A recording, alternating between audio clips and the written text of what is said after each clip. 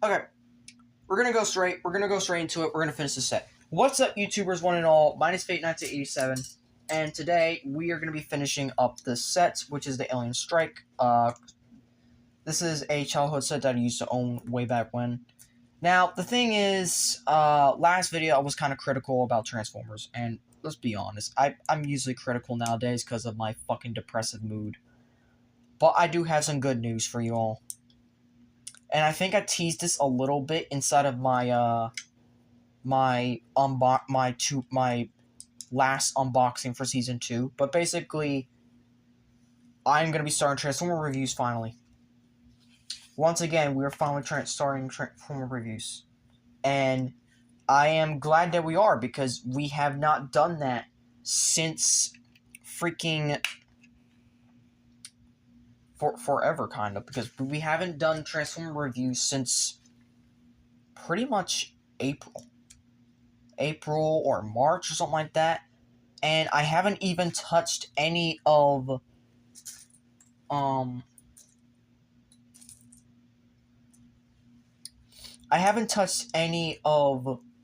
Revenge of the Fallen video game for like months now. I need to finish that. So luckily, I'm going to tell you guys something. You're getting all Transformers content as soon as we finish up Let's Builds for this month.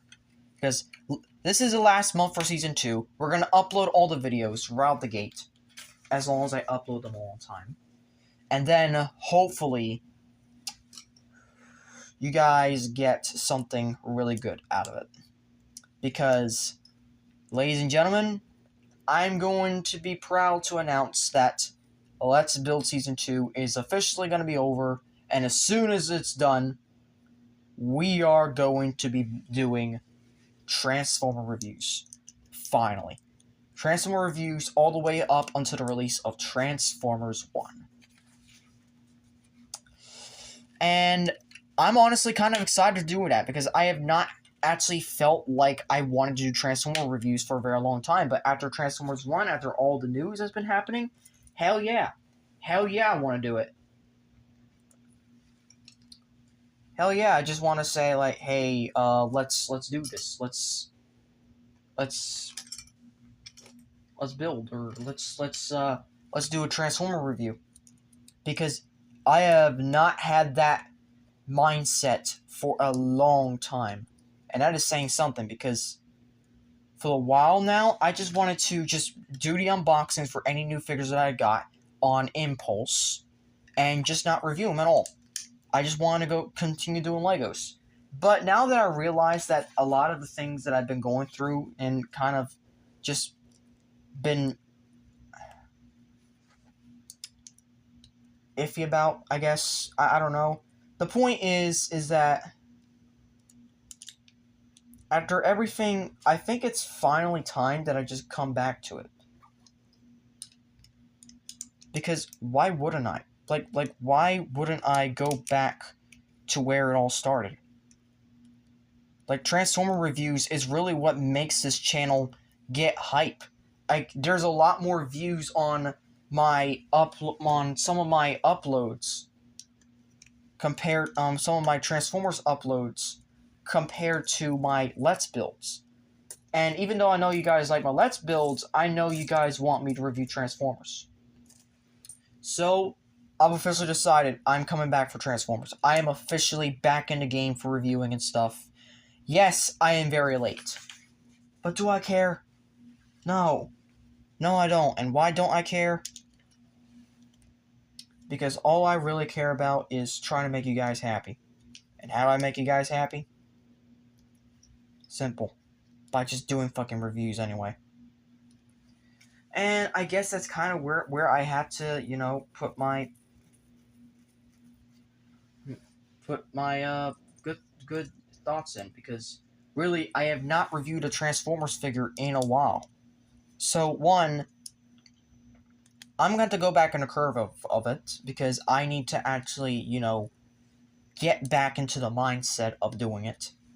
But also, I need to actually get my schedule into check, because this just might be a challenge. Because I basically have, so far, 25 figures to review. 25 figures to review until the opening night of Transformers 1, with Unicron going to be releasing on opening night, and then I'll be releasing my Transformers 1 thoughts the next fucking day. So yeah, this is going to be a very, very interesting thing, because I have not actually done a Transformers event on my channel besides just simply combiner modes. Like actually geared towards Transformers, and just like say, hey, this event is happening all month long. You know what I mean? We don't get that. And I think it's good that we don't get that a whole lot, because it kind of shows a bit more variety and exclusivity to some events. Like for example, TFCon LA. Not LA. TFCon Baltimore. I will be also doing a special series on that as well. I'm not gonna lie. I am going to be doing a series on that. And why am I going to be doing a little series on that, even though it's just going to be probably one day? Because it's going to be a lot of recording, a lot of charging my phone, making sure it's upright and ready for battle. Like, it's just a lot of things. But I hope that this all works. Because if it doesn't, there really is kind of not much hope for the future.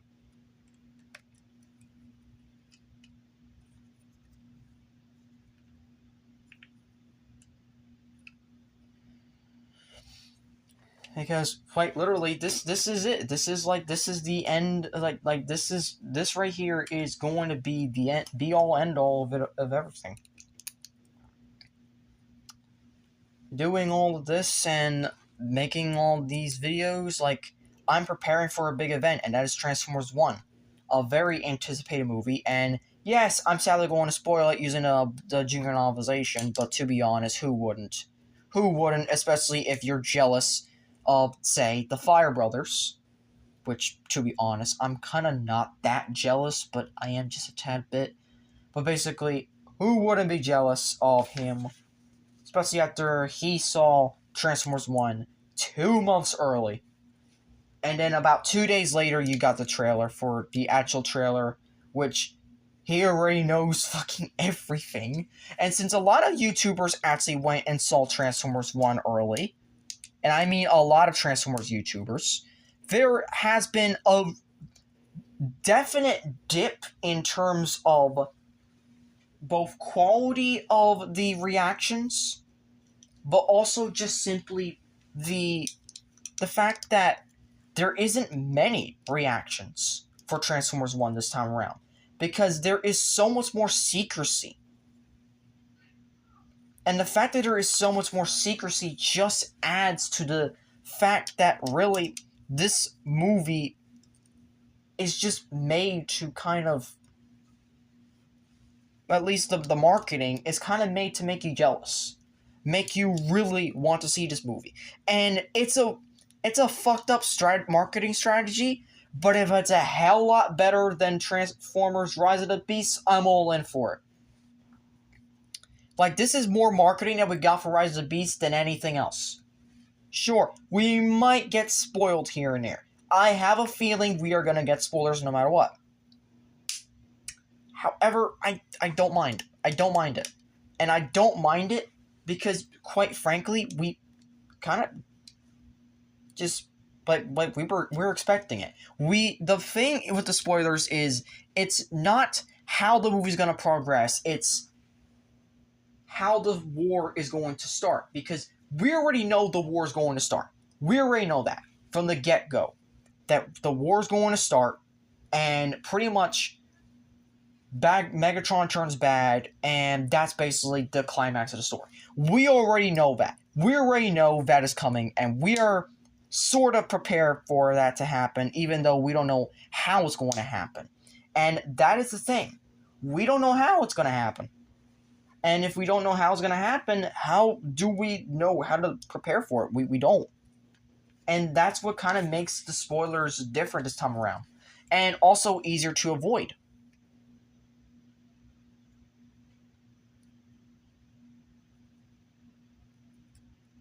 Why was this not flipped? Oh my god.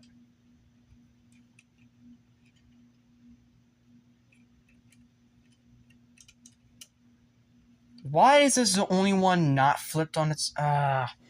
OCD! At least we're done with the stickers. But god, the OCD just really hit hard just now. Why? Why did it have to hit so hard right now?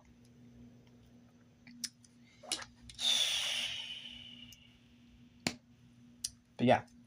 That is basically why this movie is much different in terms of spoilers, and why I don't mind spoilers as much, because you kind of already know what's going to happen at the the big climax and everything. Everyone goes to war. The end. We don't know how it's going to go to war. That's where the spoilers happen, and I think that's what makes the spoilers less dangerous this time around per se. And yeah, I said it. I said dangerous because a spoiler being dangerous is basically saying the levels of Deadpool versus Deadpool and Wolverine type spoilers. Which yeah, I went there. I went there because I actually did see the movie recently. Just at the time of this recording, opening weekend Sunday, I took a whole sleepover with my dad and all. It was real fun. It was also where I got the Shadow Command Megatron at. Yeah, it was a lot of fun. I heavily enjoyed it. I actually heavily enjoyed it.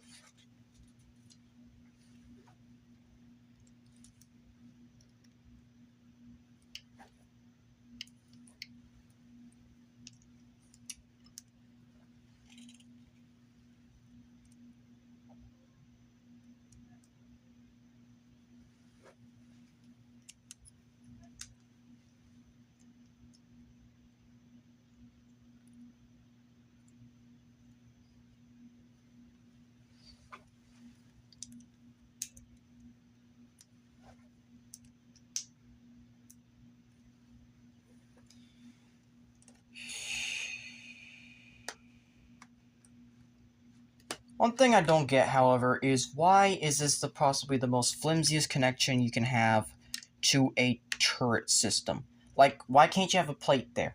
That is where I guess, the clutch power factor of this set kind of fails. Because, well, that is a very glaring issue right there.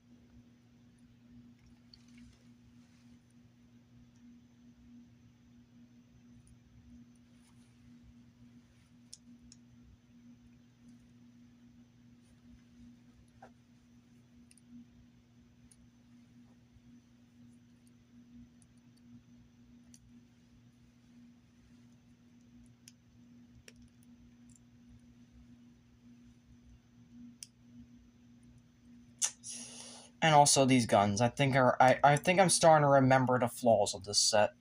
Is the guns. Oh, it's back here. Yeah. Okay, so we got it almost done.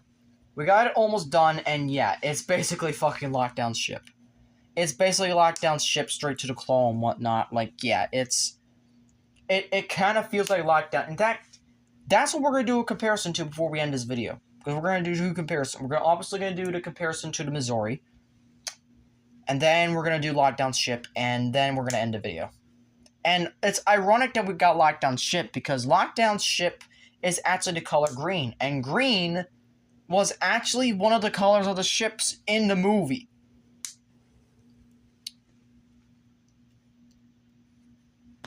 Also, I love Creo for the fact that they just do not have any extra missing pieces anymore. I like that about Creo. So, yeah, it's all right here.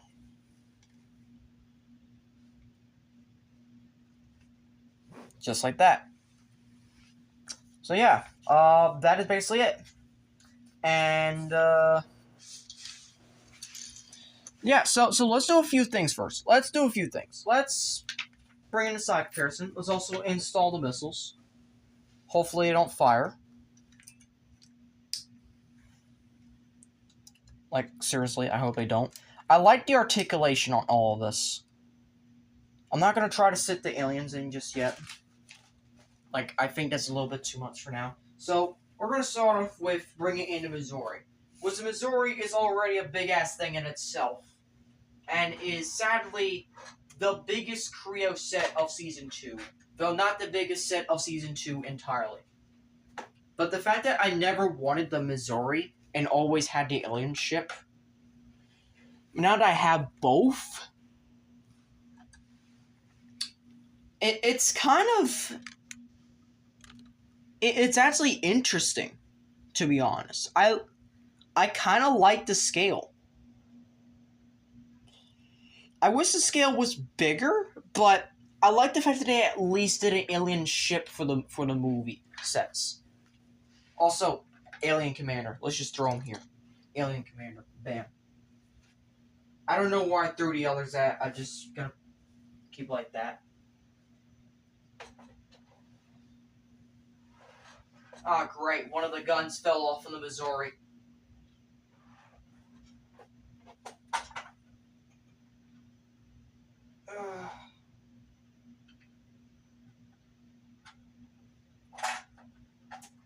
God.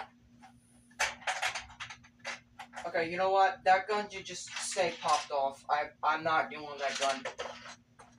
Besides, no one's gonna see that gun from the back anyway. So that's good. So of course the final, I guess.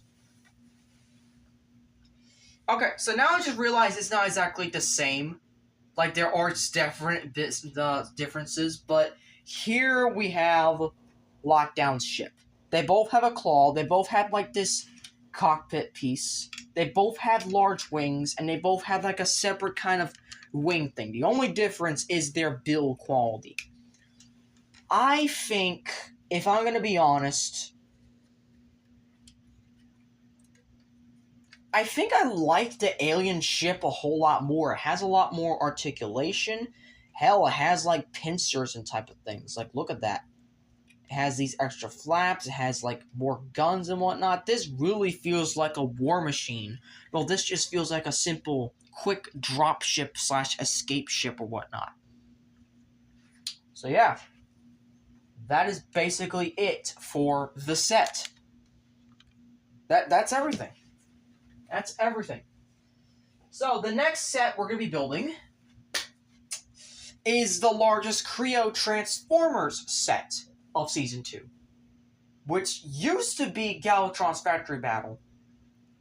Not anymore.